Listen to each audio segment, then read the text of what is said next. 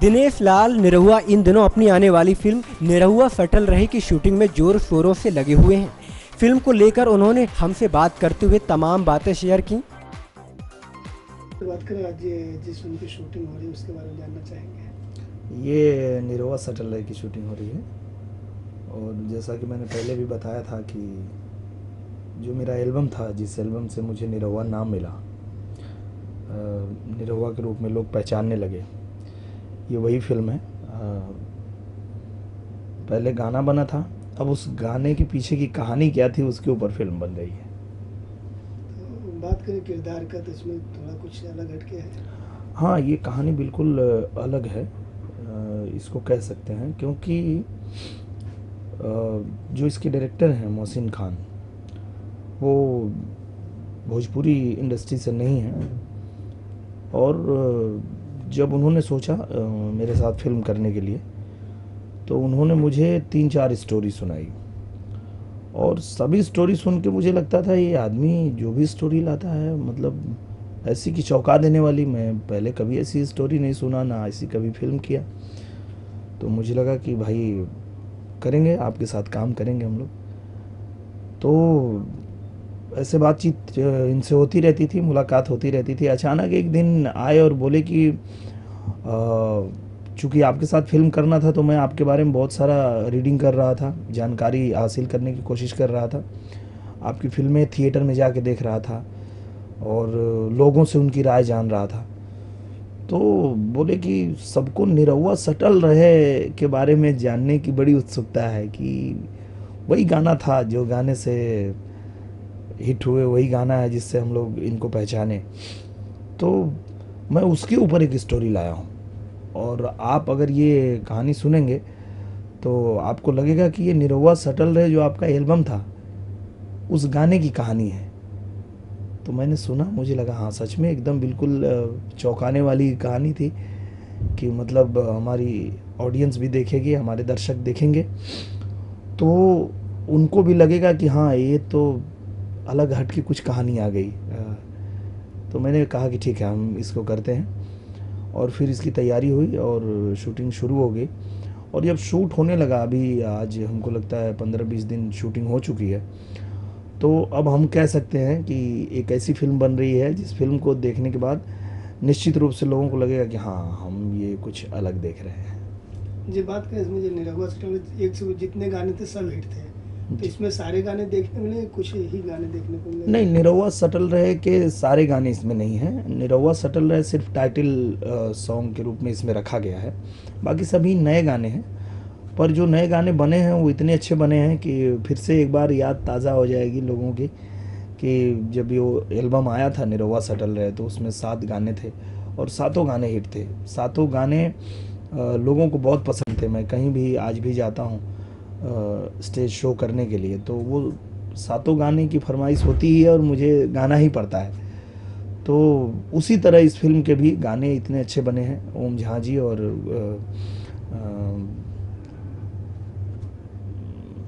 क्या नाम है उनका, धनंजय मिश्रा जी, ओम झा जी और धनंजय मिश्रा जी ने बनाए हैं इसके गाने और बहुत प्यारा गाना बना है।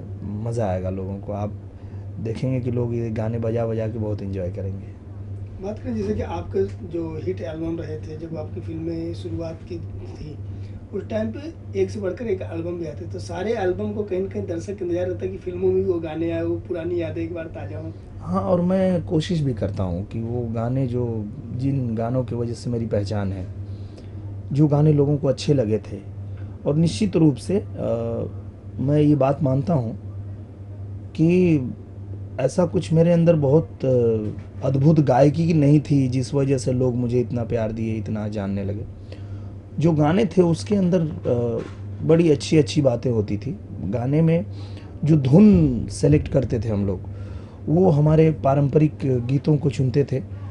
तो हमारी जो भोजपुरी की पारंपरिक गीतें हैं उनके अंदर इतनी मिठास है, वो उसके अंदर इतना खिंचाव है कि आप हिंदुस्तान की बात छोड़ दीजिए, देश के बाहर भी कभी वो गाने अगर हमने गाए तो जो नहीं भी समझता है भोजपुरी भाषा को, वो भी एक बार आकर्षित हुए बगैर नहीं रह पाता है कि वो धुनों का कमाल है। वो मैं कह सकता हूँ कि हमारे भोजपुरी की जो पारंपरिक धुनें हैं उनमें बहुत जादू है, और वो जब बजने लगती हैं तो कोई भी आदमी सुन करके मस्त हो जाता है।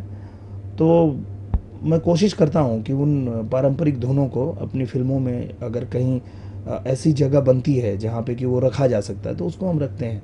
जैसे मेरी पिछली फिल्म मेरे होम प्रोडक्शन में जो बनी थी निरहुआ हिंदुस्तानी, उसमें एक दो मैंने पारंपरिक गीतों को रखा था जो मेरे पिताजी गाते थे, पिताजी के ज़माने में वो धुनें थी। तो उसको लोगों ने बहुत पसंद किया, सबको बहुत पसंद आया, और जब वो अभी यूट्यूब पे आया तो ऐसा हंगामा कि मतलब लोगों के लिए साफ सुथरा प्यारा सा गाना नई झुलनी के छैया सबने इतना पसंद किया। तो पारंपरिक धुनों को मैं कोशिश करता हूँ कि अपने फिल्म में अगर कहीं जगह बनती है कि यहाँ पे रखा जा सकता है तो मैं तुरंत रख देता हूँ उसको। गीत की बात चल रही है तो गीत संगीत में जैसे कि अभी ढेर सारे गायक आए हुए हैं जी। तो कहीं न कहीं जो आपके फिल्मों में होते हैं या एल्बम में होते थे सब पारंपरिक होते थे, लगता है कि भोजपुरी, लेकिन अब भोजपुरी का कहीं न कहीं कुछ गायक लोगों ने आयाम थोड़ा चेंज कर दिया, उसको डबल मीनिंग ज़्यादा कर देते, क्या कहना चाहेंगे? देखिए क्या है कि हर किसी को ऐसा लगता है। जैसे मुझे याद है कि मेरे से पहले भी जो सिंगर लोग थे, जैसे हमारे मनोज भैया, कल्पना जी, भरत शर्मा जी, मेरे बड़े भैया विजय लाल यादव जी, ये लोग जब गाना बनाते थे, जो गीत होती थी, तो उन गीतों में एक ऐसी कहानी, एक ऐसी सामाजिक चीज़ें जो समाज में घटित हो रहा है, जो समाज में बुराइयां हैं या जो समाज में चल रहा है, उसके ऊपर इतना सटीक तरीके से व्यंग करते थे या उसको समाज के सामने लाते थे कि वो लोगों को बहुत पसंद आता था। उसी पैटर्न पे मैंने भी निरहुआ सटल रहे में जो भी 7 गाने थे मेरे, दुलही रहे बीमार निरहुआ सटल रहे, वही घरे में खाला नहाला ना ही केहू से तनिको लजाला, उस दौरान मैंने ये रीड किया था कि समाज बहुत तेज़ी से बदल रहा था। जहाँ एक समय ऐसा था कि शादी के बाद जो दूल्हा है वो घर के आंगन तक उसकी एंट्री नहीं होती थी, वो घर के बाहर ही रहता था। घर का कोई भी मर्द आंगन में नहीं जाता था, बाहर ही रहते थे, खाना बाहर ही मिलेगा खाने के लिए। पर उस दौरान एक मैं बदलाव देख रहा था कि मतलब घर के अंदर आंगन में नहा खा रहे हैं मस्त एकदम, वो बदलाव गांव में आ रहा था। तो उस पर एक कटाक्ष करते हुए वो गाना बनाया गया था। राजनीति के ऊपर औते चुनाव फिरा गिला नेताजी बन के बहुरुपिया दिखाए गिला नेताजी, एक ऐसे नेता जो बहुत वादे करते हैं चुनाव के पहले और बाद में भूल जाते हैं जीतने के बाद, उनके ऊपर कटाक्ष था। कुचुर कुचुर आँख करे बार भैल जहुआ बलम हो ले होता तेल गम कौआ, वो एक ऐसे जोड़े के ऊपर गाना था जो पति पत्नी का जोड़ सही नहीं मिला है तो उनमें अच्छे से बात ही नहीं होती है, एक बहुत प्यार से बोलती है तो पति बहुत एकदम चिड़चिड़ा के बात करता है, उसके ऊपर था। जो लगभग वहाँ 10 में से 1 जोड़ा ऐसा मिल ही जाता है गांव में।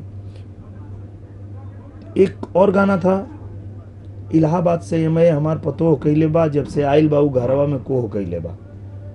तो उसका पति बोलता है कि तुम अपने बहू की बुराई कर रही हो तो यही तरह पेंच हमार धैले रहलू तू जब उहे करे ले पतोहिया जवन कैले रहलू तू। ये था। इस तरह से जितने भी गाने थे वो समाज में क्या चल रहा है, सामाजिक स्थिति क्या है, लोगों की सोच विचार कैसे बदल रही है, उसके ऊपर गाने थे और वो सबने एक्सेप्ट किया, सबको अच्छा लगा और वो इतना बड़ा हिट हुआ कि वो आज उस एल्बम को रिलीज हुए 13 साल हो गया पर आज भी उस गाने के, उस एल्बम के लोग दीवाने हैं। पर उसके बाद जो गाने में बदलाव आने लगा, जिस तरह के गाने होने लगे, मैंने तो लगभग एल्बम गाना छोड़ ही दिया। बहुत अभी इक्का दुक्का कभी होली में या छठ पूजा में और अपना कांवर में, इस तरह की जो सीजनल नंबर है वही कर पाता हूँ। तो जिन लोगों को ऐसा लगा कि वो बहुत सारा दुअर्थी गाना गाने के वजह से वो अपने आप को इस्टेब्लिश कर लेंगे, उनको पहचान मिल जाएगी, तो इस तरह के गाने गाए, इस तरह के गाने आज भी गा रहे हैं। पर ये सच है कि इस तरह के गाने बहुत दिन तक याद नहीं रखे जा सकते। इस तरह के गाने बहुत दिन तक लोगों को याद नहीं रहता है, और ये गाने आते हैं चले जाते हैं, पर गाने वही लोगों को याद रह जाते हैं जो उनके दिल को छुए। वो धुनें याद रह जाती हैं, कहीं भी बजे तो एकदम मस्त हो जाए आदमी। तो मुझे लगता है कि उसमें तो ध्यान देना चाहिए कि अच्छी गीतें हों, कुछ समाज में जो घटित हो रहा है उसके ऊपर गीत होनी चाहिए, समाज में और क्या होना चाहिए उस पर गीत होनी चाहिए, जो मैं ट्राई करता हूँ अपने गीतों में रखने के लिए। भोजपुरी फिल्मों में जिस तरह से गीत आजकल आ रहे हैं उसके ऊपर निरहुआ ने कहा कि अच्छे गीत बनने चाहिए ताकि लोगों को लंबे समय तक याद रह सके। नेक्स्ट 9 न्यूज के लिए अनुज मिश्रा।